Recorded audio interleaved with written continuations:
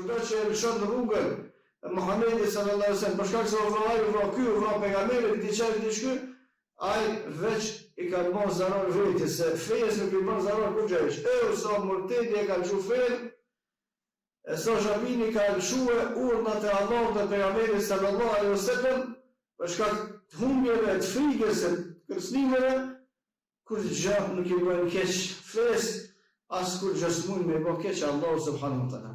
Pos i bën keq vetes vet, për shkak se humbën fen.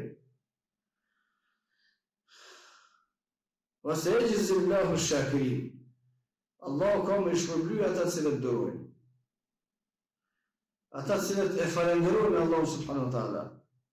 Dhe falënderimi më i madh ka qenë Allahu subhanahu wa taala për Islam, që na ka udhëzuar në Islam, dhe pastaj që na ka udhëzuar sunetin e pejgamberit sallallahu alaihi wasallam, dhe me lëshuar këtë fe kursesi, por veç me vazhdu me qenë edhe më besimtar.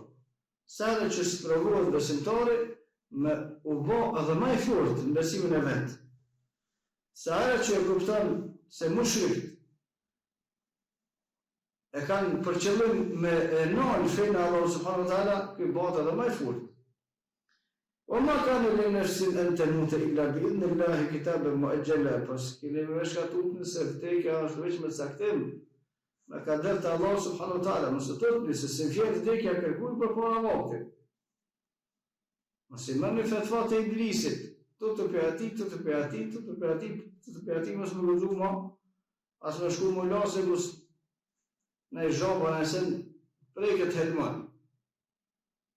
Nuk vjen vdekja veç se kur e ka caktuar Allah subhanahu wa taala. Kur ishte? وما كان لنفس أن تموت إلا بإذن الله. Nuk mundet me vdek njeriu edhe me dash vet, edhe me dash krejt bota, me vdek dikush, ai nuk vdes.